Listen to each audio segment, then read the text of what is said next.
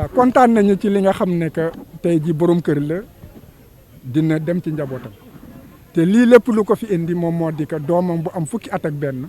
moo xiifoon mu koy wutali lu mu lekk ci kaw loolu ba muy dellu si fekk heure bi jot na ci li ñu wax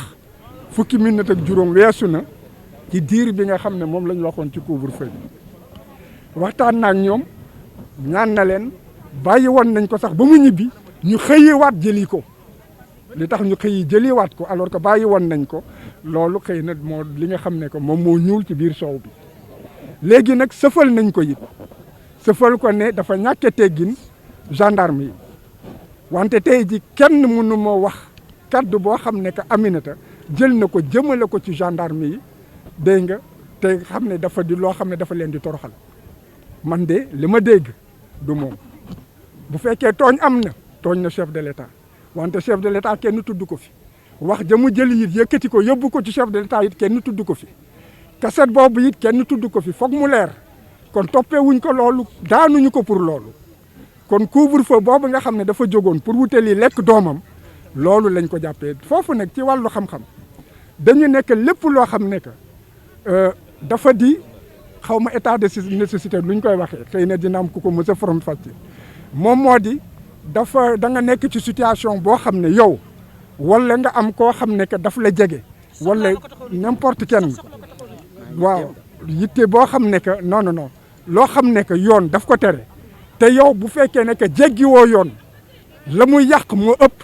foofu yoon may na la nga jéggi ko donc loolu moom moo di état de nécessité tey ji yow sa doom xiif na te yow guddi dafa gudd nga war a jóg di ko wutali lekk est-ce que loolu mënul justifier que yow nga jéggi yoon loolu yoon maye na ko tribunal nag nanguwul ci loolu lu tax nanguwu ci bu bindee dinañ xam lu tax mu war a mën a nangu que ndey war a bàyyi doomam mu dee xiif kooku bu ko bindee dinañ xam fan la ko wéer mais ñun loolu ñun ànduñu ci muy papa muy yaay bu sa doom xiifee donc wuti mu lekk boo ko bàyyiwul boo ko wutalil mu lekk bu dee bu boobaa yow sa bopp ci kaso bi ngay dee kooku muy benn ñaareel bi dañu nekk dafa ñàkk ormal gendarme yi maanaam dafa leen toroxal lii nga xam ne nag moom la ñuy wax mu nekk ci réseaux sociaux yi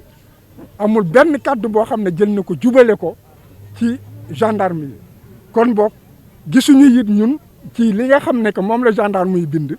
benn kàddu boo xam ne dañu nekk Aminata Lo kat lii la jël teg ko ci deru gendarme yi kon loolu amul ci procès verbal bi ñaareel bi it dégloo lu ñu benn cassette boo xam ne que Aminata Lo daf koo wax ca la barre Aminata dafa nekk ak lépp lu ma munti wax amul benn yoon boo xam ne jël naa kàddu teg ko ci kaw gendarme yi kon boog preuve boobu amul léegi nag buñ ko condamné ci kaw loolu kon man jàpp naa ne que tooñ nañ ko ñetteel bi moom moo di que dañu ne que dafa jël grade boo xam ne que grade boobu amu ko te loolu mu ngi dem ci benn kayit boo xam ne que dañ koo taf ci oto bi jëkkëram avocat la woon dégg nga jëkkëram may ko oto bi mu am foofu benn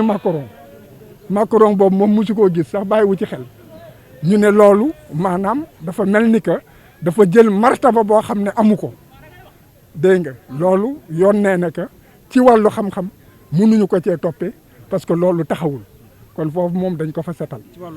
ci wàllu jox nañu ak droit bu am na liggéey mais ba tey bàyyi nañ ko wante ba tey jàpp ngeen ni dafa des. xam nga mbir yi ñaar la benn ndax kontaan nañu ci la ñu àtte kontaan nañu ci kaw ne que borom kër la day dellu këram wante kontaanuñu ci wàllu xam-xam ndax teg nañ ci doxam loo xam ne que yoon pour ñun warul may ñu teg ko ci kawam mu di benn ndey la boo xam ne que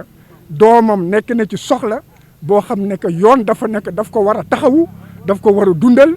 xiif na jóg na di ko wutali lekk benn kon foofu yoon dàq may na ko mu jalgati couvre-feu kooku foog mu leer léegi nag juge yi bu ñu fekkoon ne que déglu nañ ñu bu boobaa dina tax que ñu gën a respecter liberté nit ñi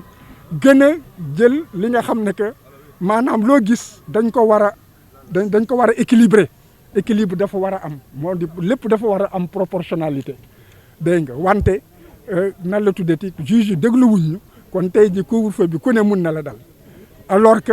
lii tax nit ñi couvre-feu bi di leen fekk ci mbedd mi raison yi bari na te loolu nag bu fekkee nekk dañoo nekk état de droit normal nit ñi respecter citoyens yi kooku les forces de l'ordre et de sécurité war nañu am une certaine tolérance boo xam ne que nit ki bu jegee këram war nañ ko bàyyi te xam ne kii day ñibbi kii nekk fi pour jalgati koo xam ne it dafa jógee fu sori ñu wane que ne kii dafa sori embouteillage yeeg yëpp loolu yëpp dafa war a indi tolérance yoon li ko muy duma mooy koo xam ne que xel mi dafa dëng wante yoon du duma koo xam ne que xelam dafa leer te it dafay dogal yoon wala day fexe jaar ci li nga xam ne yoon daf koy dogal kon boog li ñu kontaanul moom moo di que ci couvre-feu bi ànduñu ci dañu war a xool ne que yoon may na ñu jalgati ko bu fekkee ne que la muy yàq mun na ëpp loo xam ne que loolu la ñu jéggee yoon ñaareel bi it moom moo di teg ci doo xam ne que dafa ñàkkee teggin gendarme yi benn gendarme taxawul ne man la ñàkk teggin joxuñu turu benn gendarme bu mu ñàkk teggin ba pare it binduñu ñàkk teggin bi yan kàddu la yëkkati teg ko ci gendarme yi kooku ci wàllu xam-xam dafay xaw a tey xel. Je pense aussi que ceux qui ont suivi les débats n'ont entendu aucun propos outrageant caractérisant effectivement l'infraction que les agents de police ont visé. Les agents de police, dans leur procès verbal, n'ont pas relaté les propos ou les violences ou bien des actes constitutifs d'outrage. Il s'agit simplement d'une déclaration qui a été faite et aucun agent de police n'est venu aussi à la barre soutenir qu'il a été personnellement outragé. Donc ça pose problème en droit. L'autre problème, c'est par rapport à la violation du couvre-feu. Pour cela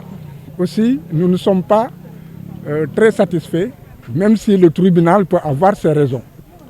de considérer en fait que les arguments n'étaient pas convaincants pour lui. C'est l'état de nécessité. Une enfant de 11 ans qui a faim avec une maman à une heure où en fait on ne peut pas lui trouver de la nourriture, est-ce que légitimement la loi peut tolérer que la maman laisse son enfant mourir de faim? C'est une enfant de 11 ans. Elle était sortie avant l'heure du couvre-feu, chercher des aliments pour son fils. Elle n'en a pas trouvé. Et en revenant, de cette randonnée, elle était à pratiquement 200 mètres de son domicile. Les policiers l'arrêtent. Ils l'ont bien identifiée. Alors, elle explique les raisons pour lesquelles, en fait, elle était sortie. 15 minutes, dit-on, 15 minutes de retard, est-ce que cela valait la peine qu'il y ait ce procès? Est-ce que ce n'est pas disproportionné? Est-ce que ce n'est pas excessif? Et est-ce qu'aujourd'hui, une maman, quelle qu'elle soit, pouvait ne pas agir comme elle a agi? Est-ce qu'un père de famille n'aurait pas agi comme elle a agi? Donc, nous avons dit qu'il y avait un état de nécessité impérieux qui faisait que la loi lui permettait effectivement de violer les règles sur le couvre-feu. Parce que l'état de nécessité est un fait justificatif. Je veux être clair. L'état de nécessité, c'est comme la légitime défense. Elle permet que l'on viole la loi. Donc les juges peuvent ne pas être d'accord en disant que la nécessité n'était pas caractérisée. Mais moi, en ce qui me concerne, je suis convaincu que j'aurais agi de la même manière qu'Aminatou Lo et toutes les mamans aussi auraient agi de la même manière qu'elle. Et il faut clarifier. Elle n'est pas poursuivie pour les propos qui circulent dans les réseaux sociaux. Il faut que cela soit clair. Ici, nous sommes dans 3 infractions caractérisées. Violation des règles sur le couvre-feu, usurpation de titre ou de fonction et outrage à agent. On n'a pas dit outrage au chef de l'État. Or, ce qui circule dans les réseaux sociaux, apparemment, c'est en fait de l'offense au chef de l'État. C'est comme ça en fait qu'il faut les caractériser en droit. Donc, c'est ce qui explique qu'en réalité, aucun propos ne peut être imputé à Aminata Lo consécutif à des outrages à l'endroit des gendarmes de Ouakam ou de quiconque. Si maintenant elle était poursuivie pour quand même outrage envers le chef de l'État, bon, à partir de ce moment déterminé, il y a que le chef de l'État est considéré aussi comme étant quelqu'un qui assure une mission de service public. Mais il n'a pas été mis en cause. En vous entendant parler, maître, on l'a relaxé, certes, Mme Aminata Lo Dia, mais vous n'êtes pas satisfait du jugement. En droit, non. Mais par rapport aux conséquences de la décision, je suis très satisfait pour qu'elle rejoigne sa famille. Mais du point de vue du droit, je ne suis pas satisfait.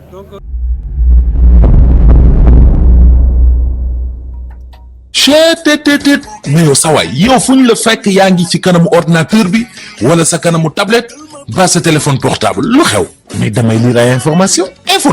waaw xoolal boo bëgg am ay information yu leer nañ et en temps réel duggal ci www.senegal7.com ay information yu wóor man de maa ngi application Sénégal 7 lépp lu xew dama koy jot ci sama téléphone ci tàng bi te nag application Sénégal 7 am ko yomb na da ngay dugg ci Play Store wala Apple Store nga télécharger ko rek xam li xew ci réew mi ak la xew ci bitim réew te nag dara du la ci umpu. Vous voulez des informations en temps réel? Cliquez sur www.senegal7.com. Sénégal 7, le roi de l'information en temps réel.